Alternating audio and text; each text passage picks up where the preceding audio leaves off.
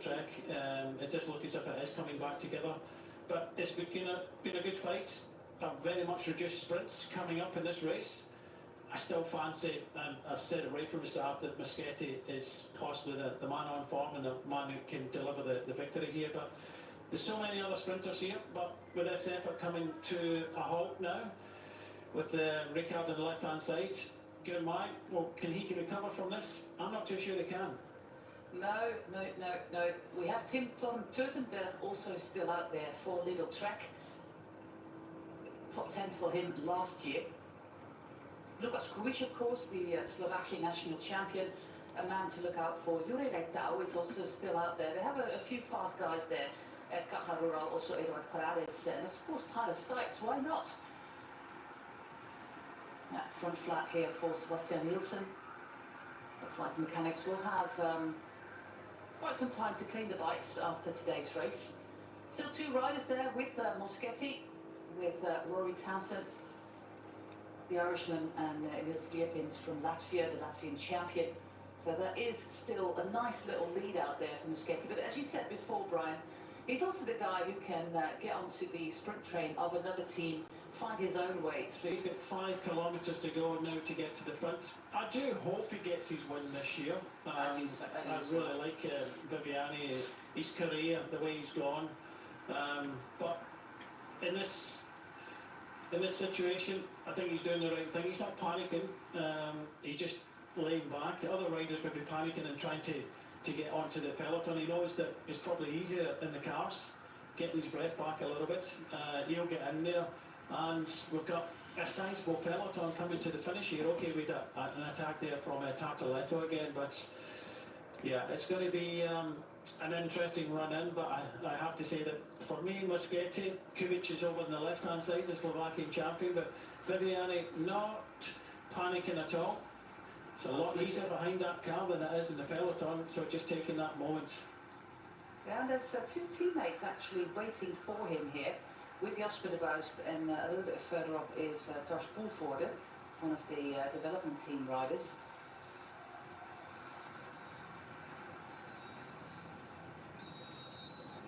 Yeah, I am not completely sure if this is probably then a waste zone where you can throw bottles away, because they're going left-right. Normally you would get a hefty fine for that. Yeah, it looks like the sprint trains are on point there. We have Bini and Gourmay, only one rider in front of him.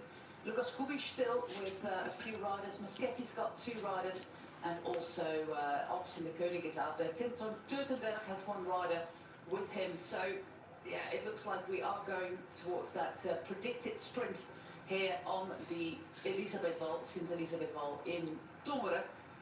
But we saw a fantastically engaging race today. Yeah, hats off to Opsin de Koning for doing it, but even if they do come up a little bit short today, they have entertained us. Del Grosso, he's just too strong in the end. Hey, he's now in third, he's now in that little train of Lotto right now.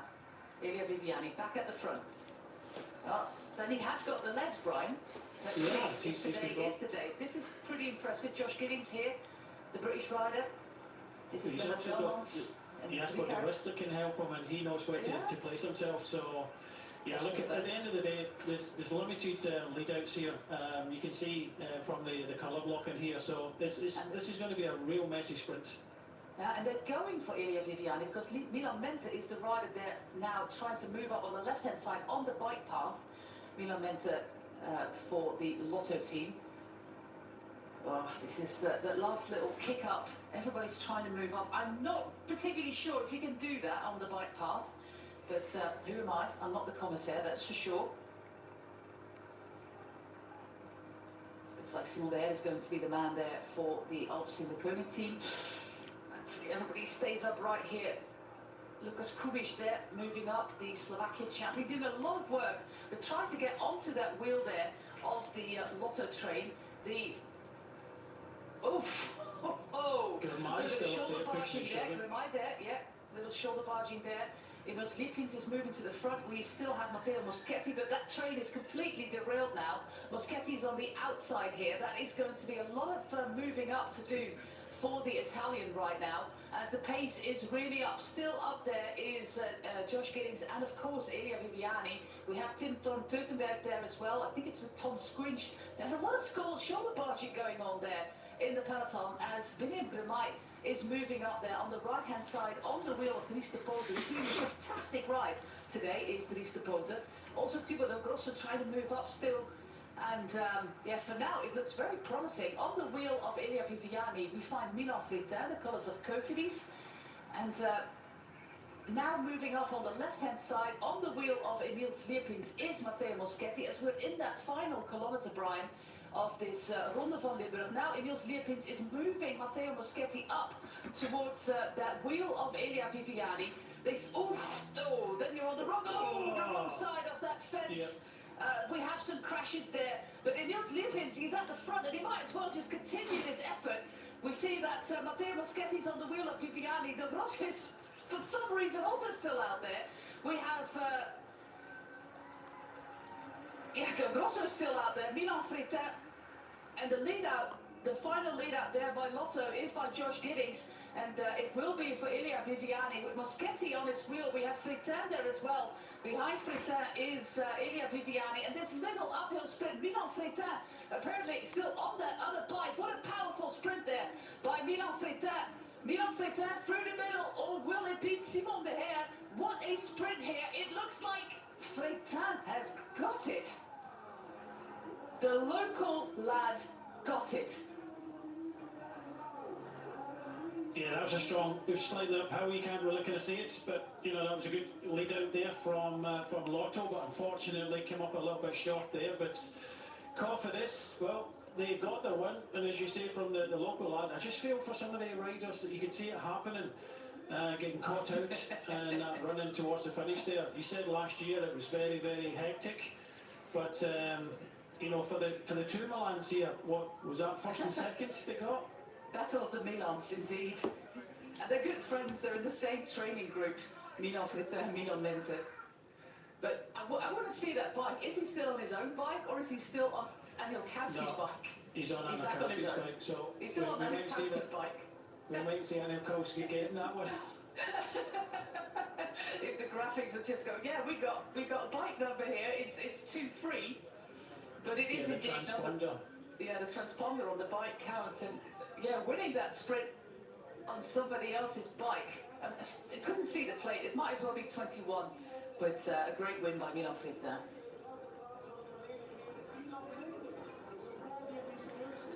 And that is important for Cofidis. That is 125 points for the team.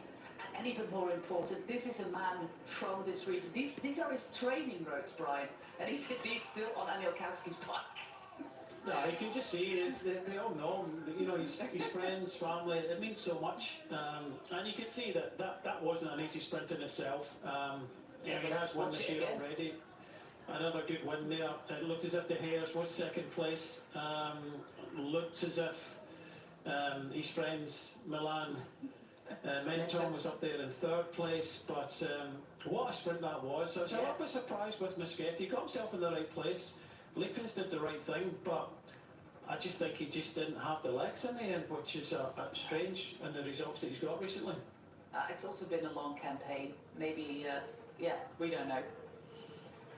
Let's hopefully we'll see that last kilometre. But the winner is Milan Fritin, of course, started his season with a win in the Classica de Almeria. Also with a very powerful sprint. He won a stage in Algarve and now win number 3 of the year for this 24-year-old from the region. The battle of the Milans was what was in store today in Limburg, and it was Milan Fritin who won it. Let's listen to him. Explain your final, because you had to do a bike change. Yeah, the bike change was yeah, I'm in a flat tire on a bad moment. So yeah, lucky I had Stan with me. He immediately, yeah, he was not feeling great today. Normally we sprint with 2 guys, but yeah, he was not recovered from pace overheating, and then yeah, he did a really quick change and helped me a lot to save energy. And yeah, I was feeling super strong today, and yeah, this is a home race for me, so super motivated and super happy here to win. How important is it? Because you have made already a very good season this year, and now this additional victory. How important is it? Yeah, super important, of course, as a sprinter to win. It's super important for the confidence, for me, for the team, and I'm started super strong, and after I was always on a good line, but always fourth, fifth, so I was super motivated to take the podium today, and hey, to take the win is even better today. Je zei het eerder al in de voorbeschouwende interviews. Het was goed vorige week, de voorbije weken, maar zo ja, net naast het podium. Dit is er boenk op, zoals men in Limburg zegt. Hè? Ja, inderdaad. Ja, ik was super gemotiveerd om. Yeah, the Dutch interview, of course, we start with the English, but yeah, of course you're very motivated if you are racing in your home region. Super motivated, super. Enorm Super in gemotiveerd. interview. Yeah, it's very international. We're going to watch that final kilometre again and yeah, give us your opinion on that one when we get it.